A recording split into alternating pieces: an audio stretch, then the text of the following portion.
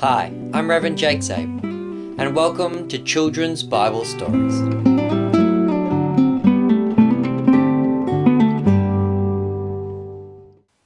Alright children, on today's video we're going to be starting our story on the fall of the city of Jericho, but before we get to the story of Jericho, we need to have a few stories leading up to the fall of the walls of Jericho, and today we're going to be starting with the first story of the two spies that went to Jericho. And joining with me today is my little helper, acolyte Hezekiah. Hezekiah?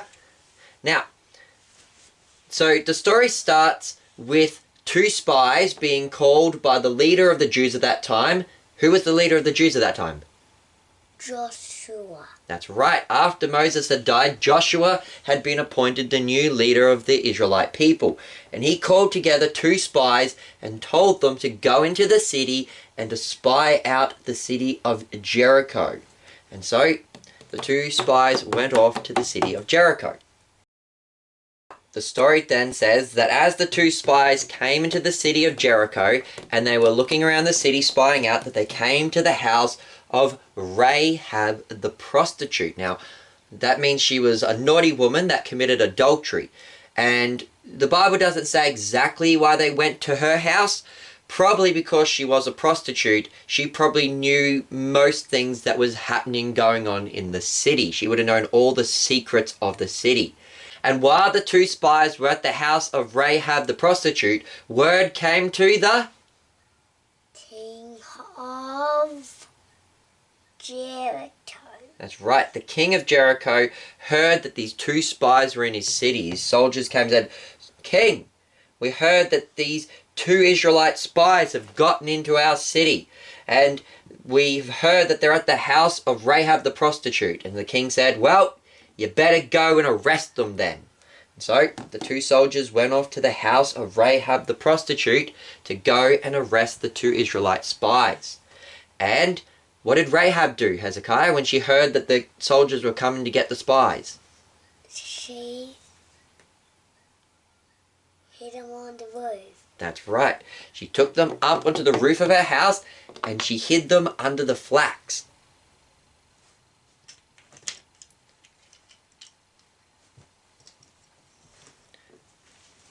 These on top of them? Yeah.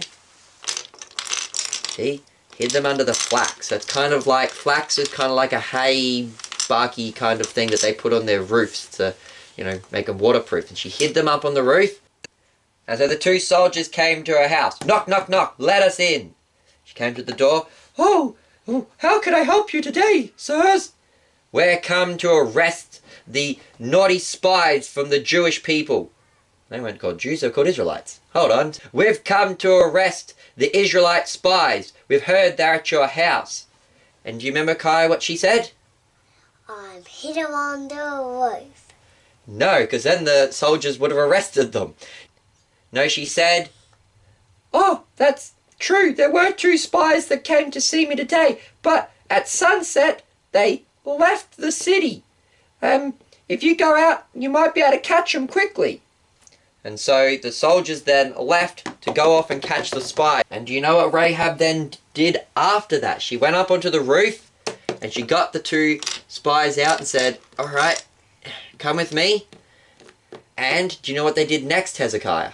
Get them out the wall. Yeah. So Rahab's house was actually built into part of the wall of Jericho.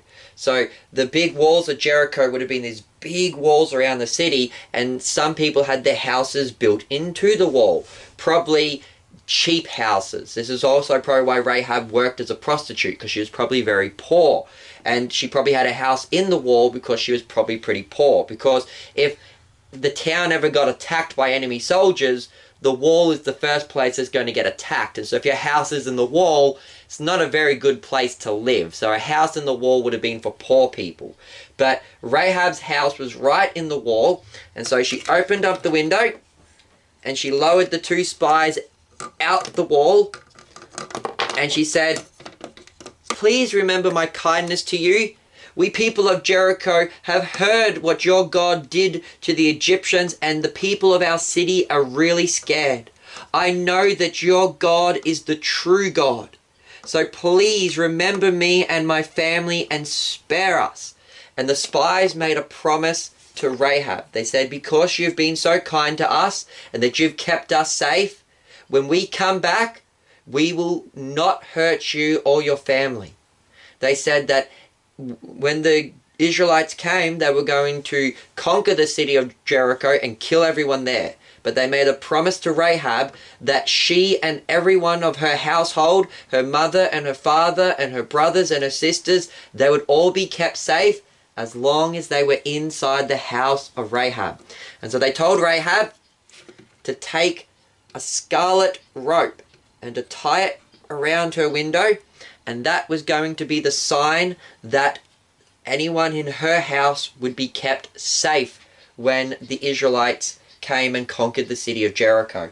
And Rahab told the two spies to not go straight back to Joshua because they'd probably get caught by the soldiers.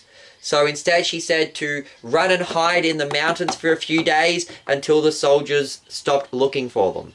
So that's exactly what they did. The two spies went and hid in the mountains, and the soldiers, they were out looking for the spies for a few days, and eventually they couldn't find them and thought, they must have gotten away. All right, let's go back to the city of Jericho.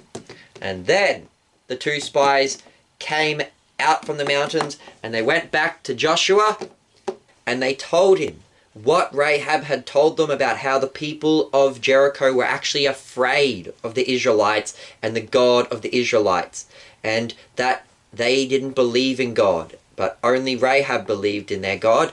And Joshua and them remembered that they wouldn't kill Rahab when the time came to conquer the city of Jericho. And so, children, that's our story for today. In our next video, we're going to have the story of the crossing of the Jordan River. I've been your host, Reverend Jake Zabel. Thanks again to my acolyte, little helper, Hezekiah.